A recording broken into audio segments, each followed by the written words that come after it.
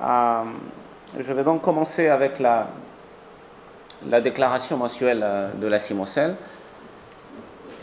Et cette fois-ci, nous avons essayé de la structurer autour de quelques points majeurs, notamment l'examen des opérations électorales par la CENI, donc la performance de la CENI dans le respect de son calendrier pour le mois d'avril et pour le mois de mai. Mais nous avons regardé aussi l'élection des gouverneurs, vice-gouverneurs, les contestations qui ont été suscitées par cette élection. Nous avons également regardé les contestations qui ont été suscitées par l'élection des sénateurs. Mais en même temps, il y a eu, vous vous rappelez bien, il y a eu les contentieux autour de l'élection des gouverneurs comme autour de l'élection des sénateurs, avec des rebondissements assez variés. Et nous allons essayer de voir ce qui s'est passé. Et par la suite, nous n'avons pas oublié de regarder, vous vous souvenez qu'il y a eu quand même des agents de la CENI, notamment dans le Massimanimba et dans le Kasaï, qui ont été sanctionnés par les cours et tribunaux ou par la CENI. Mais en même temps, nous nous sommes intéressés à la tendance, si vous voulez, à la courbe de l'évolution de la sécurité dans le pays. Nous allons donc très brièvement passer point par point. Vous vous rappelez que ce mois coïncide avec la mise en place du bureau définitif de l'Assemblée nationale. Et vous vous rappelez que la mise en place de ce bureau est intervenue 154 jours exactement après la fin des scrutins de décembre. Et qu'il y a eu aussi au cours de ce mois la mise en place, si vous voulez, la sortie du gouvernement de Mme Souminois, 161 jours exactement après les scrutins. Et la CIMOCEL a salué la mise en place de ces institutions, en fait, qui normalisent le fonctionnement de l'État, parce que le pays fonctionnait sans institutions à proprement parler. Et donc la CIMOCEL a salué la finalisation de ces institutions, et on attend encore la prestation de serment et l'acceptation du programme du gouvernement. Il va sans dire que, du point de vue de l'analyse, on a salué le fait que le gouvernement souminois a eu une bonne représentation des femmes à hauteur de 31%. On a assisté aussi, évidemment, à la guéguerre qui continue. Ça veut dire que vous n'avez pas de représentation des personnes vivant avec handicap en tant que telles. Et en même temps, vous n'avez pas de représentation d'autres minorités, notamment des peuples autochtones. Et donc, la bataille est plutôt sur la représentation des provinces. Mais au-delà de cela, il faut vraiment revenir à notre agenda de la déclaration mensuelle. Et là, la CIMOCEL va commencer avec quelque chose de totalement inhabituel. C'est d'abord de s'excuser sur le premier tableau qui a été présenté sur les performances de la CENI. Quand vous avez la déclaration globale, celle-là, vous y trouvez à la page 3, je crois, le tableau qui donne l'évolution de la performance de la CENI. Et dans ce tableau, la performance est à 38%. Non, ce n'est pas 38%, mais 76%. Donc, sur son calendrier, la CENI a eu une performance de 76% et un déficit d'activité de 24%. Évidemment, il y a des activités qui devaient être menées et qu'elle devait organiser avec le chef de l'État et avec les cours et tribunaux. Et donc, la CENI est là dans une assez bonne performance. Alors, il faut noter aussi, en ce qui concerne la contestation des élections des gouverneurs et vice-gouverneurs des provinces dans les 26 provinces, le tableau qui se dégage est qu'on a eu de contestations tout à fait mineures et des contestations majeures, et que sur les 26 provinces, on a eu des contestations majeures dans 4 provinces sur les 26. Et vous vous rappelez que les contestations majeures, c'est notamment le Haut-Ouélé, le Congo central, vous avez eu Chopo et Lualaba, avec Fifi Maswakassa était là, les provinces où on a eu des contestations majeures. Évidemment, ces contestations vont amener à ce qu'on va appeler les contentieux, mais n'en venons pas encore à ça, on va y revenir. Il faut noter que la contestation de l'élection des sénateurs, elle, a eu lieu dans 5 provinces des 26 provinces. Donc on a eu le Kasaï oriental, le Kasaï central, on a eu le Nord Kivu, on a eu aussi, on a cité déjà Kasaï central, Kasaï oriental, Nord Kivu, Chopo, Kinshasa, où il y a eu des contestations des sénateurs.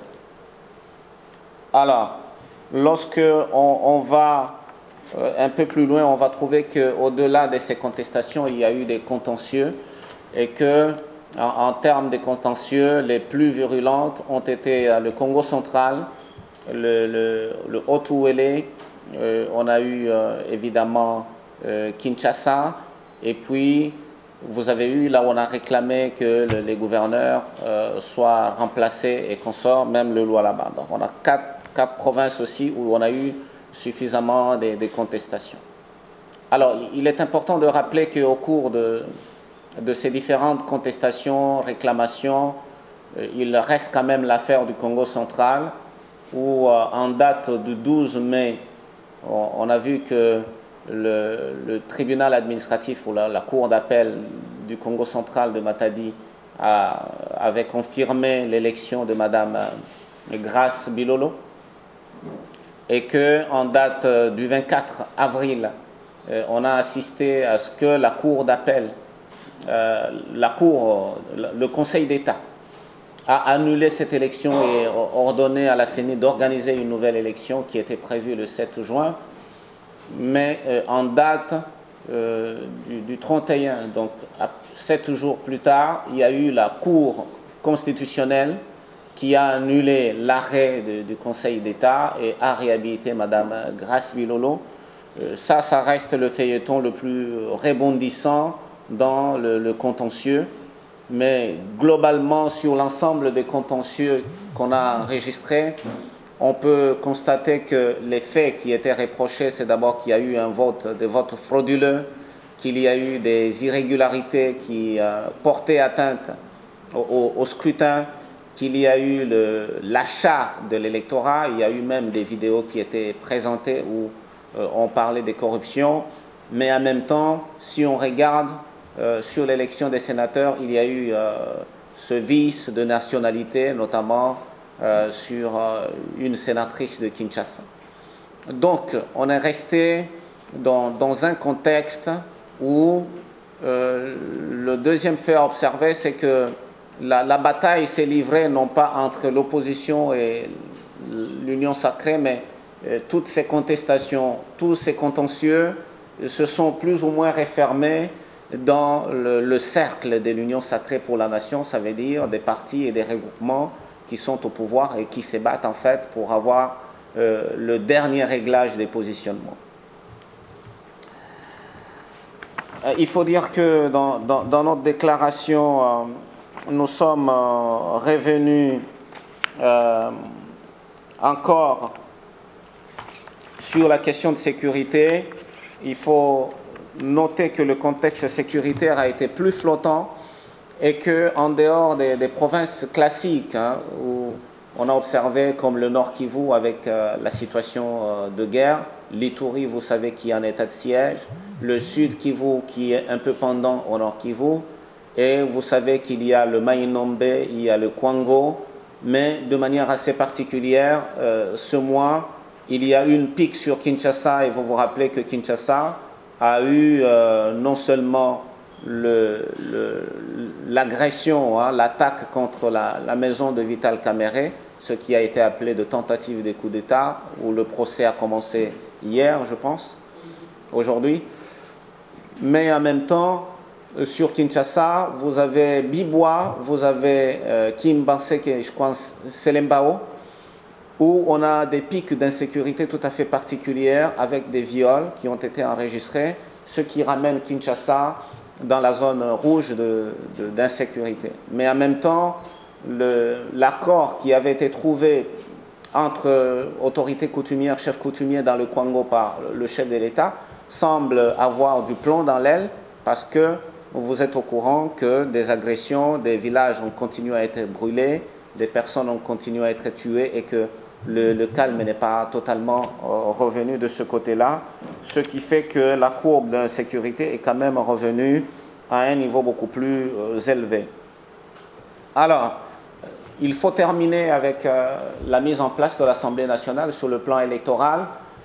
On se serait attendu à ce que dans ce parcours démocratique avec des scrutins qui sont totalement chaotiques et ratés, que au moins l'élection du bureau définitif de l'Assemblée nationale allait être l'exemple, au moins, de ce qu'un processus démocratique peut être.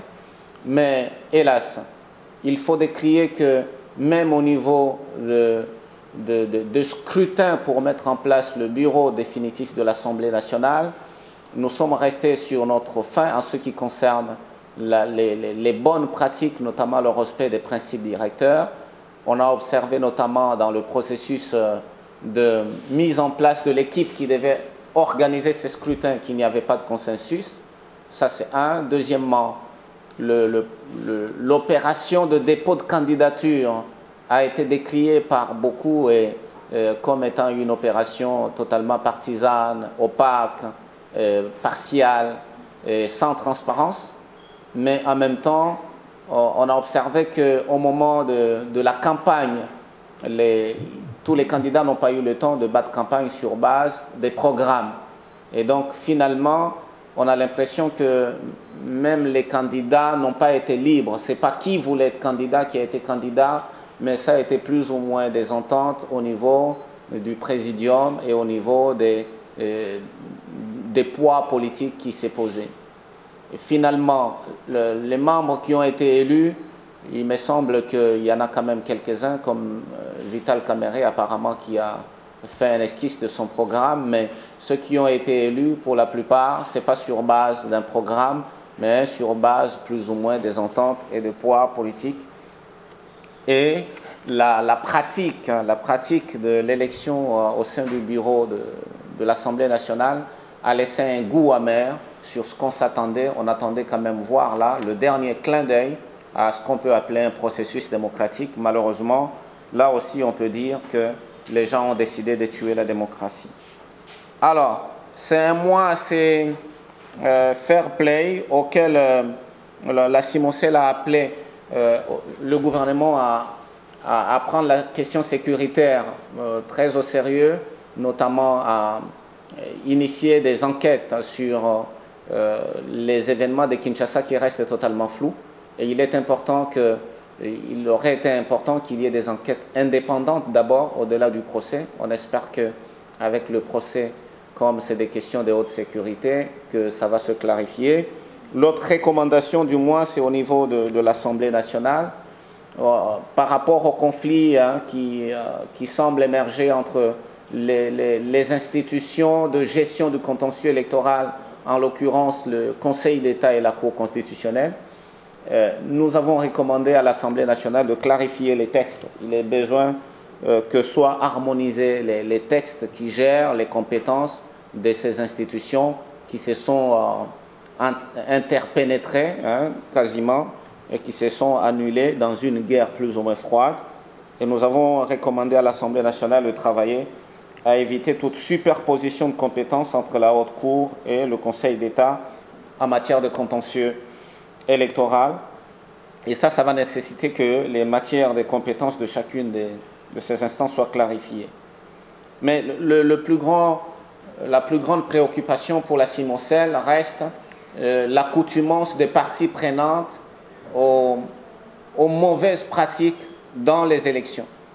Et là, nous avons recommandé, en rapport avec la gestion du processus électoral et dans la perspective des réformes, de se mobiliser dès maintenant. Il est important que les différentes parties prenantes arrivent à se mobiliser dès maintenant pour sauver la démocratie. Parce qu'il faut se le dire, notre démocratie est en péril à tous les niveaux et que là, la Cimocel sonne encore la sonnette d'alarme afin que l'on se mobilise pour déjà se mettre en ordre de bataille, pour voir comment on va faire les plaidoyers, essayer de sauver la démocratie et préparer les réformes qui vont venir.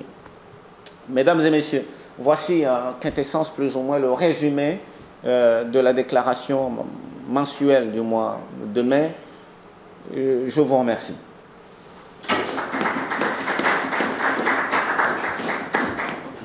De cette déclaration qui a non seulement le cas de non-respect du cadre légal, mais aussi il y a de bonnes pratiques. Et le cas d'abus sont à corriger, tandis que les bonnes pratiques sont à pérenniser. Et cela nous conduit déjà à l'étape de questions et réponses. Chers amis de la presse, nous sommes là à votre disposition. Les choses sont allées de mal en pire. Aux dernières élections sénatoriales et les gouverneurs et vice-gouverneurs, comme toujours, la Simoussel est restée observatrice. Les recommandations faites à la première déclaration, à la deuxième, à la troisième n'ont pas été prises en compte. Que faire? Continuer à observer et continuer à déclarer. Qu'est-ce qu'on doit faire concrètement? Il y a eu trop de réclamations. On continue. Bientôt, ce sera la mise en place du bureau définitif. Là aussi, il y a une guerre entre les vieux, mais qui recommande la CICL. Juste une recommandation, mais pensez-vous aller au-delà pour booster les choses? Pratique démocratique. Et ceci est d'autant plus patent que les scrutins de décembre, les contestations venaient de l'opposition. Mais on est dans un processus qui est resté plus ou moins fermé au sein de l'Union sacrée pour la nation, et que là, les mêmes critiques qui émanaient de l'opposition au mois de décembre, notamment sur la corruption, sur l'achat de voix, sur le trafic d'influence, sur des votes irréguliers, cette fois-là, aujourd'hui, on remarque que ces remarques, ces critiques viennent et fusent même au sein de l'Union sacrée pour la nation elle-même. Ce qui veut dire que les choses sont allées de mal en pis. Mais de mal en pis parce que aussi, on se serait attendu de façon tout à fait naturelle que l'Assemblée nationale étant le summum des organes législatifs, que l'on vive au moins pour une fois des scrutins dignes de son nom, non-scrutins. Mais malheureusement, on a assisté à ce qui a été organisé par le bureau provisoire de l'Assemblée nationale. Même des enfants des écoles secondaires auraient mieux organisé ces scrutins-là. Ça a été, si vous voulez, on a des acteurs qui ont pris l'habitude de s'habiller de la honte, de l'exposer au grand jour et de ne plus avoir de retenue face à ce qu'on peut avoir comme indignité. Mais dans le domaine électoral, l'indignité, c'est le mépris à la fois des électeurs, des normes, de lois et de toute la République, ce qui rend la chose assez grave. L'autre chose qui rend la chose assez grave, c'est que ces crimes électoraux ne se passent plus en cachette. Ils se passent au grand jour et la chose qui rend encore ce méfait beaucoup plus délicat, c'est que même au niveau des institutions qui devaient sanctionner, réguler et dire qu'il fallait arrêter cette hémorragie, on voit le ping-pong. Telle institution qui devait gérer est elle-même accusée de corruption, et ça fait que tout le processus est décadent. Tout le processus est décadent. Alors, Madame Alice pose la question, la Simoussel revient, oui, la Simoussel a le courage de faire son travail. Mais la meilleure question aurait été, est-ce que les médias peuvent faire quelque chose? Nous aurions peut-être pris le temps de faire une recommandation pour les médias, et que les médias devraient organiser des grands plateaux pour évaluer. Et je pense qu'au-delà des recommandations que nous faisons, le cursus est maintenant que la société civile, les parties prenantes, on va aller de plus en plus vers l'évaluation. parce que nous rappelons, la CIMOCEL n'est pas la CENI. La CIMOCEL n'organise pas les scrutins pour les améliorer. La CIMOCEL n'est pas les cours et tribunaux. La CIMOCEL n'est pas le Conseil d'État. La CIMOCEL n'est pas la Cour constitutionnelle. La CIMOCEL est dans son rôle et il est important que chaque partie prenante, notamment vous, la presse, que vous puissiez aussi jouer votre rôle et que vous puissiez aussi, par exemple, trouver des moments où vous invitez les cours et tribunaux et les autres pour leur demander comment elles arrivent à ne pas jouer leur rôle. Voilà, Madame Alice. Donc, évidemment, les choses sont allées de mal en pis et les choses sont devenues honteusement publiques. Le crime économique a atteint un niveau de publicité qui dépasse l'entendement et qui porte atteinte à la dignité de tout un peuple. C'est pour ça que la CIMOCEL continue à faire son travail de réveil des consciences et de réveil des parties prenantes.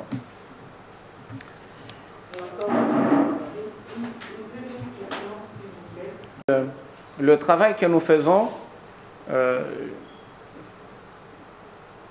est important pour la nation. C'est comme une fondation pour la maison. Nous sommes la fondation de la démocratie et nous défendons les remparts et nous défendons les frontières de la démocratie.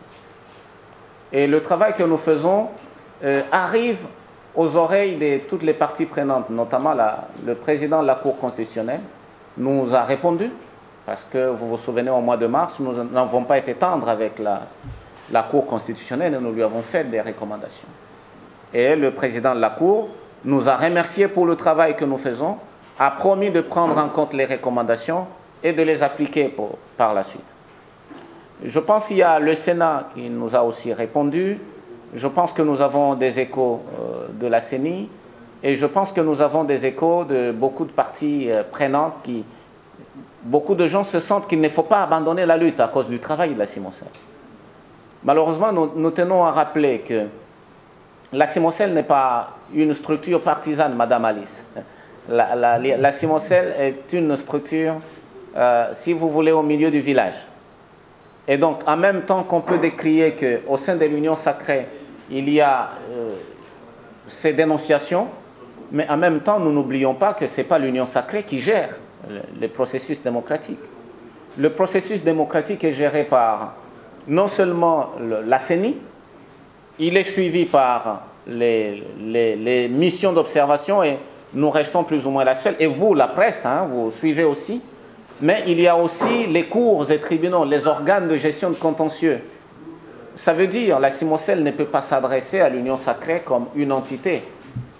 Vous savez, on ne donne à boire qu'à l'âne qui veut boire, n'est-ce pas? Si l'âne refuse de boire. Et donc, lorsqu'il y a une infraction, il y a aussi les organes de contrôle pour réprimer cette infraction. Nous nous adressons à tout le monde et aux parties prenantes. On peut accuser aujourd'hui, dire « Oh non, bon, l'union sacrée de la nation », mais que font les autres parties prenantes? Que font les autres parties prenantes? Il ne faudrait quand même pas attendre que l'union sacrée, qui a pris sa majorité, se constitue en opposition, en société civile, en médias, en CENI, en cours et tribunaux, pour se réprimander elle-même. Il est important que toutes les parties prenantes se réveillent et que chacune joue son rôle, y compris vous les médias. Et le problème avec cette question, c'est que les médias semblent se dire « nous, on n'est pas concernés par la démocratie ». Non, mesdames et messieurs, je vous appelle à jouer pleinement votre rôle parce que la démocratie a besoin de vous aussi pour se défendre. Vous devez être capable d'aborder ces questions avec beaucoup de courage, autant que le fait la CIMOCEL, et de ne pas se fatiguer, d'y aller le jour le jour. Nous sommes en train de sonner la sonnette d'alarme parce que, après ce qui se passe, c'est, si vous voulez, c'est une restructuration mentale de tout ce qu'on peut entendre par valeur démocratique. Les choses qui se déroulent sont dans une pédagogie de casser l'entendement de ce qu'on peut appeler la démocratie. Non, la démocratie existe. La démocratie a des exigences. La démocratie demande que chacun s'implique. Et il faut qu'on enlève de l'idée que la démocratie, c'est la CIMOCEL. Non, vous nous faites trop d'honneur, Madame Alice. Nous ne sommes pas la démocratie. Nous sommes un des acteurs qui travaille conformément à sa mission et nous restons fidèles à notre mission. Nous continuons à le faire, même si, dans votre question, on peut sentir un certain découragement, une déception et le besoin de voir que les autres parties prenantes continuent à faire comme la Cimocel, à augmenter de la pression, à travailler afin que véritablement nous ayons, et c'est ça le clou, la démocratie vise à avoir des représentants du peuple qui travaillent pour l'intérêt du peuple et pour l'intérêt national. Or, maintenant, avec tout ce que l'on entend, la crainte est que ces ratés démocratiques ne mettent en place une classe politique complètement prédatrice et qui ne pense qu'à ses propres intérêts au détriment du peuple.